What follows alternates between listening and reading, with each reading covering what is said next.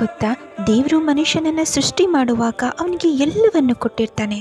ಆದ್ರೆ ಒಂದು ವಸ್ತುವನ್ನ ಮಾತ್ರ ತನ್ನ ಕಾಲಿನ ಕೆಳಗೆ ಮುಚ್ಚಿಟ್ಟಿರ್ತಾನೆ. ಹಾಗಾದ್ರೆ ಭಗವಂತ ತನ್ನ ಕಾಲಿನ ಅಡಿಯಲ್ಲಿ ಮುಚ್ಚಿಟ್ಟಂತ ವಸ್ತು ಯಾವುದು? ತಿಳಿಯೋಣ ಬನ್ನಿ. ಭಗವಂತ ಮನುಷ್ಯನನ್ನ ಸೃಷ್ಟಿ ಮಾಡುವಾಗ ಎಲ್ಲವನ್ನು ಕೊಟ್ಟಿದ್ದ. ಸೌಂದರ್ಯ, ಶಕ್ತಿ, ಬುದ್ಧಿವಂತಿಕೆ, ಛಲ, ಕಪಟ ಹಾಗೂ ಪ್ರೇಮ. ಆದ್ರೆ ಯಾವುದೋ ಒಂದು ವಸ್ತು ಅವನ ಕೈಯಿಂದ ಜಾರಿ ಕೆಳಗಡೆ ಬಿತ್ತು.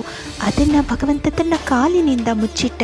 ಮನುಷ್ಯನನ್ನ ಸೃಷ್ಟಿ ಮಾಡಿ ಜಗತ್ತಿನಲ್ಲಿ ಬಾಳಲು ಕಳುಹಿಸಿದಾಗ ಮಾತಾ ಲಕ್ಷ್ಮಿ ಭಗವಂತನನ್ನು, ಪ್ರಭು ನೀವು ಈ ಕಾಲ ಕೆಳಗಡೆ ಏನನ್ನು ಮುಚ್ಚಿಟ್ಟಿರಿ?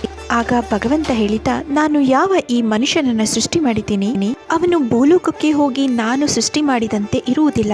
ಹೆಸರು, ಕೀರ್ತಿ, ಐಶ್ವರ್ಯ, ಅಹಂಕಾರಗಳಿಂದ ತನ್ನವರನ್ನೇ ರಕ್ತ ಹೀರುವ ಪರಿಸ್ಥಿತಿಗೆ ಬಂದು ಬಿಡುತ್ತಾನೆ. ಭೋಗ ವಿಲಾಸಗಳಲ್ಲಿ ಮುಳುಗಿ ಹೋಗುತ್ತಾನೆ. ಇದರಿಂದ ಅವನ ಜೀವನ ನರಕದಂತಾಗುತ್ತದೆ. ಇದೆಲ್ಲದರಿಂದ ಹೊರಗೆ ಬರುವ ಒಂದೇ ಉಪಾಯವೇ ಶಾಂತಿ. ಆಗ ಹುಡುಕುವುದೇ ಭಗವಂತನನ್ನು. ಎಲ್ಲರೂ ಹೇಳಿ ಹರಿ ಕೃಷ್ಣ.